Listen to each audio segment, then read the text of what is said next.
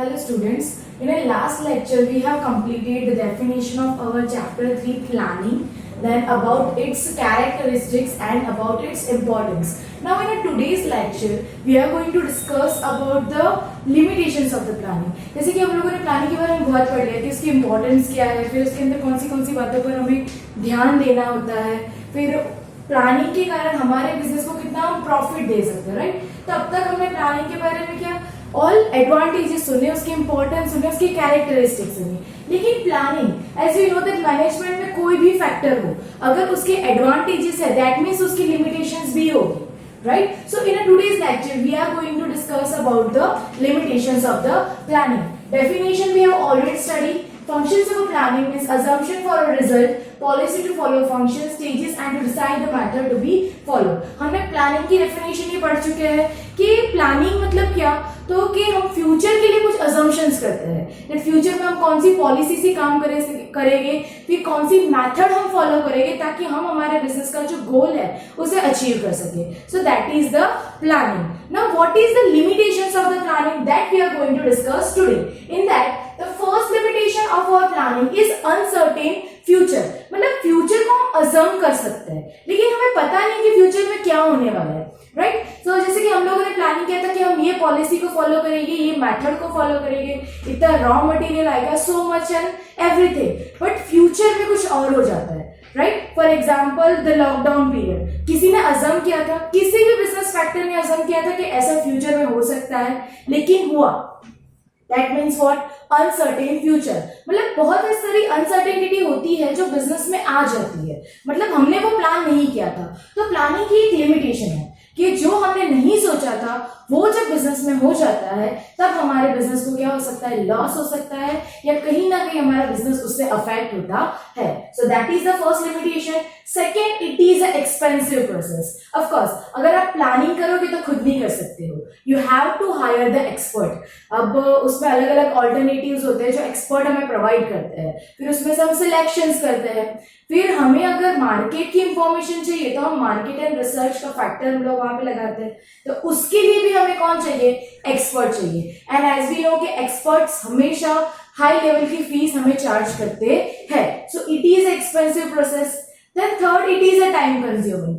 Planning में हमें हर एक फैक्टर के ऊपर ध्यान देना है, राइट. जैसे कि प्लानिंग में मेथड कौन सी चाहिए, पॉलिसी कौन सी चाहिए, फ्यूचर में कौन सी अनसर्टेनिटी हो सकती है, फिर उसके लिए हम कैसे रेडी हो गए, इतना सारा सोचना होता है. तो it is a time consuming, उसमें बहुत टाइम चला जाता है. शायद बिजनेस स्टार्ट करने में इतना टाइम नहीं जाता जितना बिजनेस स्टार्ट कैसे करेंगे ये सोचने में टाइम चला जाता है. So it is a time consuming process. Then fourth, planning is irrelevant. अब प्लानिंग में हम लोगों ने जो सोचा है, राइट, वैसा ही हो ऐसा किसने कहा है, राइट. जैसे कि हम लोगों ने प्लानिंग में डिसाइड किया था कि हमारा फ्यूचर इतना ब्राइट होगा, हमारा फ्यूचर में बिजनेस में इतना प्रॉफिट होगा, जरूरी नहीं है कि ऐसा ही होगा, राइट. It is irrelevant. मतलब आप सिर्फ एक अजम्पशन कर सकते हो लेकिन ऐसा नहीं कह सकते कि ऐसा होगा ही होगा. आपने अजम किया कि हमारे कैपिटल के हिसाब से नेक्स्ट ईयर हमें प्रॉफिट होना चाहिए 10 करोड़ रुपीस का, लेकिन इट इज नॉट पॉसिबल कि ऐसा हो सकता है. मतलब प्लानिंग क्या है आपका, इररिलेवेंट है.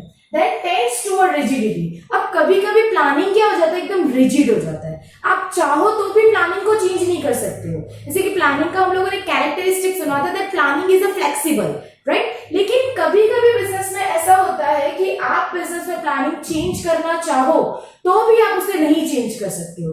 सपोज आपको एक बल्क क्वांटिटी में ऑर्डर मिला था, सो आपने एम्प्लॉइज हायर कर दिए, उनको सैलरी दे दी, फिर आप रॉ मटेरियल भी लेकर आ गए, लेकिन अब क्या हुआ कि जिसने ऑर्डर दिया था उसने ऑर्डर को कैंसिल कर दिया.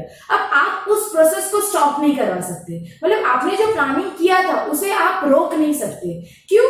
क्योंकि अगर आप उसे रोक देते हो तो जो आपने एम्प्लॉइज को सैलरी दी है वो क्या हो जाएगी, वेस्ट हो जाएगी. प्लस जो रॉ मटेरियल लेकर आए वो भी क्या हो सकता है, वेस्ट हो सकता है. So sometime in a business our planning tends toward rigidity. मतलब कभी कभी हम चाहकर भी क्या कर सकते हैं, हम हमारी प्लानिंग को चेंज नहीं कर सकते हैं. That moving toward six point, that the uncertainty of the external factor.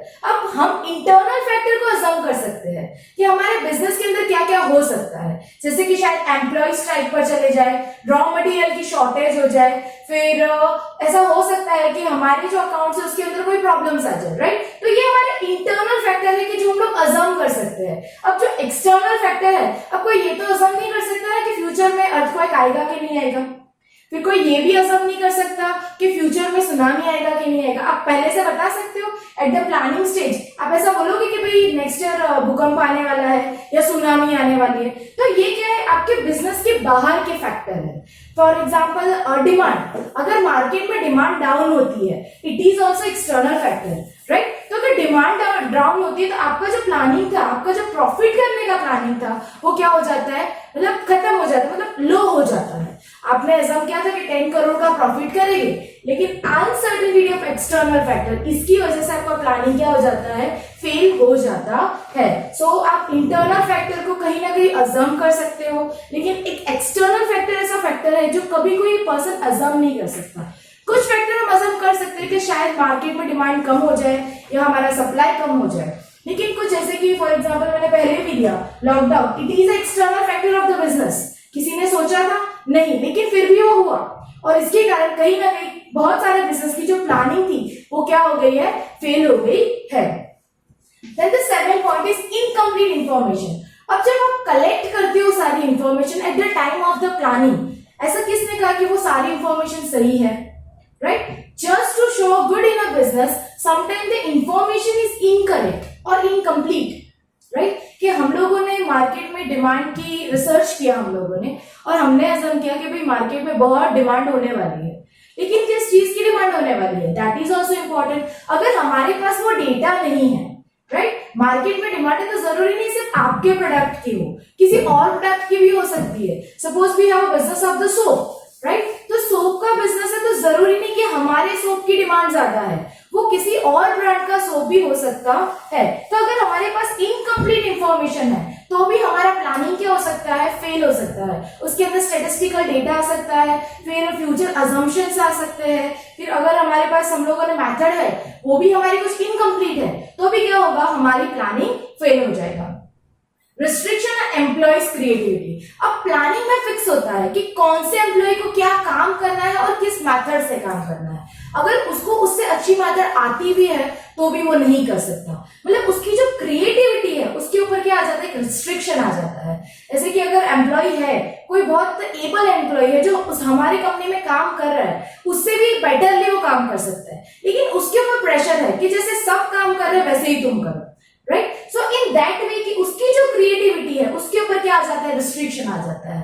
तो मतलब वो क्रिएटिविटी ना वो यूज कर पाता है, ना ही वो कंपनी को दे पाता है। In that way the planning tends to a restriction of the employees creativity and use of the faulty method. अब हम लोगों ने डेफिनेशन में ही पढ़ा था that decided the method to be follow, मतलब प्लानिंग में हम क्या डिसाइड करते हैं कि कौन सी मेथड से हम काम करेंगे, राइट? लेकिन मेथड हम लोगों ने जो चूज की है वो मेथड ही फॉल्टी है, राइट? जैसे कि सब कुछ हम लोगों ने प्लान कर दिया, ये मेथड करेंगे, ये पॉलिसी करेंगे, लेकिन जब काम करने बैठे तब पता चला कि हम लोगों ने मेथड ही गलत चूज की है। इस मेथड से तो आगे काम होगा ही नहीं, राइट? फॉर एग्जाम्पल हम लोगों ने मेथड चूज की थी दैट इन अ पर वीक और per day our worker going to work for 14 hour, लेकिन जब हम उसे अप्लाई करते हैं इस मेथड को, तब हमें पता चलता है कि एम्प्लॉय 14 आवर तक तो काम ही नहीं कर सकता, वो 8 आवर में बोलता है कि बस अब मुझे घर जाना है।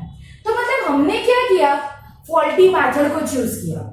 तो eight the time of planning अगर हमारी मेथड है वो हम लोगों ने फ्यूचर को ध्यान में रखे या हमारे ह्यूमन बिहेवियर को ध्यान में रख के नहीं की है, तो हमारी उस मेथड की वजह से पूरी प्लानिंग क्या हो सकती है, फेल हो सकती है। So use of a faulty method can also tends toward the failure of our planning. Hello students, in our last lecture we have completed up to the limitations of the planning. Today we are going to discuss about the process of the planning. मतलब हम planning करते हैं तो उसकी process क्या है, मतलब उसकी शुरुआत कहाँ से होती है और वो एंड कहाँ पे जाके करता है। सो डेफिनेशन के बारे में we have already studied in our previous lectures. Today we are going to discuss about the process of the planning. As you know, the process हमेशा step by step जाती है, उसमें कभी ऐसा नहीं है कि आप लास्ट वाला स्टेप पहले लिख सकते हो, पहले वाला स्टेप लास्ट में लिख सकते हो। You have to go a step by step. So the first step of the planning is determination of the objective. जब तक आपके बिजनेस का ऑब्जेक्टिव आपको नहीं पता है तो प्लानिंग किस बेस पे करोगे, right. So the first step is to go for the objective. मतलब पहले आपको क्या डिसाइड करना है कि ऑब्जेक्टिव कि मुझे एक्चुअली अचीव क्या करना है, राइट. जैसे कि अभी आप 12th कॉमर्स में हो तो आप मेहनत कर रहे हो, लेकिन आपको नहीं पता आपका ऑब्जेक्टिव क्या है, आपको क्या अचीव करना है. अगर आपके दिमाग में ऑब्जेक्टिव क्लियर है कि भाई मुझे 90+ % लाने हैं, 85+ लाने, तो वो आपका ऑब्जेक्टिव हुआ, राइट. तो अगर आपका ऑब्जेक्टिव क्लियर होगा तो उसके बेस पर आप प्लानिंग करोगे. If you don't have an objective then what the base of your planning, right. तो अगर आपको बिजनेस का ऑब्जेक्टिव क्लियर है कि भाई हमें हमारे बिजनेस की प्रेस्टीज इंक्रीज करनी है, सेल्स इंक्रीज करनी है, प्रॉफिट इंक्रीज करना है, वेल्थ मैक्सिमाइजेशन करना है, so that is your objective. और फिर उस ऑब्जेक्टिव को ध्यान में रख के आप क्या करते हो, प्लानिंग करते हो. सो सबसे पहला स्टेप यही है कि पहले ऑब्जेक्टिव डिटरमाइन करो that what you want to achieve in your business. Then second step is clarifying planning premises. Now what is the premises in this? It is assumption कि फ्यूचर में क्या हो सकता है या हमें क्या करना है. So that is clarifying planning premises. हम एज्यूम करते हैं कि फ्यूचर में ऐसा हो सकता है या ऐसा हमें करना है, राइट. कि फ्यूचर में हमें अगर प्रॉफिट करना है तो हमें इस मेथड से काम करना पड़ेगा, इस ऑल्टरनेटिव को ध्यान में रखना पड़ेगा. So that is what the premises that we assume for our future. मतलब वो क्लैरिफाई है कि आपको क्या करना है. सो आप सेकेंड में क्या करोगे कि आपकी जो अजम्पशंस है उसको वहां पे क्लैरिफाई करोगे, राइट. कि अगर we have to do such we have to achieve such objective then what we have to do at that time. Now the third is the collection and the analysis of the information. अब आपने assumptions कर दिए कि हमें future में ऐसा करना है या हम ऐसा करना चाहते हैं, right. Now in a third step we collect and analyze the information. मतलब अब हम उसके बारे में क्या करेंगे, इंफॉर्मेशन कलेक्ट करेंगे. अब यहाँ पे हमने सिर्फ अजम्पशन किया, राइट. अब उसके बारे में हम इंफॉर्मेशन कलेक्ट करेंगे. फॉर एग्जांपल हम लोगों ने ये अज्यूम किया कि फ्यूचर में मार्केट में डिमांड इंक्रीज होने वाली है, राइट. किस चीज की लेकिन और क्यों इंक्रीज होगी, राइट. तो हम उसका क्लैरिफाई करेंगे, उसकी इंफॉर्मेशन कलेक्ट करेंगे और एनालाइज करेंगे. And that we will do on the basis of the market and research department. So that third step is for our future assumption and for other factors that affect our business, we have to collect and analyze all the information in our business. Then the fourth step is preparation of the alternative plan. अब हमने जो information collect की, उसे analyze किया, उसके बाद हम क्या करेंगे, उसमें से alternative plans बनाएंगे, राइट. हम लोगों ने सेकंड स्टेप में कर दिया कि भाई फ्यूचर डिमांड इंक्रीज होने वाली है, उसके बारे में हम लोगों ने इंफॉर्मेशन भी कलेक्ट कर दी कि भाई फ्यूचर में डिमांड किस प्रोडक्ट की इंक्रीज होने वाली है, क्यों इंक्रीज होने वाली है और कितनी इंक्रीज होने वाली है. तो इन थर्ड स्टेप हम लोगों ने ये डिसाइड कर दिया. Now in fourth step we are going to prepare an alternative plan to remain that demand. मतलब उस डिमांड को पूरी करने के लिए हम क्या करेंगे, ऑल्टरनेटिव प्लान बनाएंगे, डिफरेंट बनाएंगे. फॉर एग्जाम्पल अगर हमें सेल्स इंक्रीज करना है हमारे बिजनेस का, राइट, तो हम सेल्स कैसे इंक्रीज कर सकते हैं, तो उसके बहुत अलग अलग तरीके हैं. जैसे कि आप एडवर्टीजमेंट कर सकते हो, सेकेंड स्टेप आप सेल्समैन रख सकते हो, फिर थर्ड स्टेप है कि आप अपना जो प्रोडक्ट है उसे डिस्काउंट में आप सेल करो, या फिर आप ऐसी ऑफर दो buy 1 get 1 free. So this are the various alternative. उसके लिए आप क्या प्लान करोगे, सारे ऑल्टरनेटिव आप रेडी करोगे, प्रिपेयर करोगे कि भाई अगर हमें बिजनेस के अंदर सेल इंक्रीज करना है तो उसके लिए आप अलग अलग ऑल्टरनेटिव प्लान को क्या करोगे, प्रिपेयर करोगे. Then evaluation of the alternative. अब आपने जो ऑल्टरनेटिव प्लान डिसाइड किए हैं, मतलब आपने प्रिपेयर कर लिए कि भाई सेल्स इंक्रीज करने के लिए या तो हम एडवर्टीजमेंट कर सकते हैं, या तो हम सेल्समैन हायर कर सकते हैं, या तो हम हमारे जो प्रोडक्ट है वो तो या तो डिस्काउंट पर या तो ऑफर पर दे सकते हैं. That means you have prepared the 3 alternative plan, that advertisement, salesman and the offers. Okay. अब इवैल्यूएशन ऑफ ऑल्टरनेटिव. अब आप उस ऑल्टरनेटिव को इवैल्यूएट करोगे, उसके बारे में ज्यादा डीप में जाओगे कि अगर मैं एडवर्टीजमेंट करता हूँ, राइट, तो उससे सच में हमारा सेल्स बढ़ेगा कि नहीं बढ़ेगा, राइट. जरूरी नहीं कि एडवर्टीजमेंट से ही हमारे प्रोडक्ट सेल हो, ऐसा भी हो सकता है कि हमसे बेटर कोई एडवर्टीजमेंट कर रहा हो, राइट. तो उस प्लान को हम क्या करते हैं, उसका इवैल्यूएशन करते हैं कि सच में ये प्लान को हम अगर अप्लाई करते हैं तो वो इफेक्टिवली काम करेगा कि नहीं करेगा. तो हमारे जो 3 ऑल्टरनेटिव हम लोगों ने प्रिपेयर किए थे उसके इवैल्यूएशन करेंगे कि इन तीनों में से हम कौन सा चूज करें ताकि हमें बेटर रिजल्ट मिले. कि एडवर्टीजमेंट से ज्यादा हो सकता है, या फिर सेल्समैन हायर करने से ज्यादा सेल्स हो सकता है, या तो फिर ऑफर देने से हमारे प्रोडक्ट का सेल्स ज्यादा बढ़ सकता है. So you have to evaluate your alternative plan. Then after evaluating, अब सपोज मान लो कि आपने तीनों का इवैल्यूएशन किया कि भाई एडवर्टीजमेंट से 70% सेल इंक्रीज हो सकता है, फिर सेल्समैन हायर करने से 60% सेल इंक्रीज हो सकता है, और ऑफर देने पे या डिस्काउंट देने पे आपका 80% क्या हो रहा है, इंक्रीज हो रहा है. अब इसमें सबसे ज्यादा रेशियो किसका है, तो ऑफर एंड डिस्काउंट पे.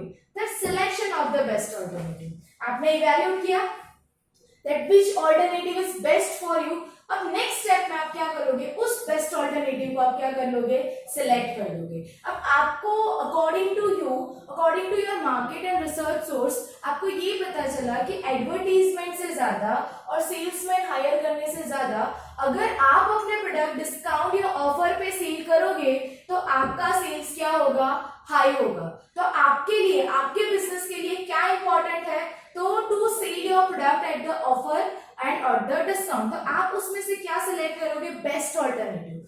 आपके लिए बेस्ट ऑल्टरनेटिव कौन सा है, that you have to decide. Now for example, अगर आप ऐसा बोलो कि हम लोगों ने डिस्काउंट या ऑफर पे प्रोडक्ट दे दिया, राइट, लेकिन डिस्काउंट और ऑफर पे देने के कारण हमें लॉस हो रहा है, तो वो हमारे लिए बेस्ट ऑल्टरनेटिव हुआ नहीं. तो हम सेकेंड स्टेप के लिए जाएंगे कि भाई हम एडवर्टीजमेंट करते हैं. एडवर्टाइज करने से हमें लॉस नहीं हो रहा, और कहीं ना कहीं ऊपर हमें प्रॉफिट थोड़ा कम मिल रहा है, लेकिन हमें कहीं लॉस नहीं हो रहा. लेकिन अगर हम हमारे प्रोडक्ट्स ऑफर या डिस्काउंट पे सेल करेंगे तो हमें क्या मिल रहा है, लॉस मिल रहा है. So that will be not best according to your market and research. Market और रिसर्च ऐसा बोलता है कि आप ऑफर या डिस्काउंट देते हो तो आपको ज्यादा सेल मिलेगा, सेल्स मिलेगा, लेकिन प्रॉफिट नहीं मिलेगा ना. So that will be not your best alternative. So फिर आप सेकेंड स्टेप के लिए जाओगे, आप क्या करोगे, एडवर्टीजमेंट करोगे. वो आपके लिए बेस्ट माना जाएगा कि भाई एडवर्टीजमेंट करते हैं तो जो एवरेज प्रॉफिट है वो कंपनी को मिल रहा है. So that will be the best alternative. मतलब आपको हर एक चीज को ध्यान में रखकर सारे ऑल्टरनेटिव का इवैल्यूएशन करने के बाद ही आप क्या करोगे, selection of the best alternative. So that is your sixth step.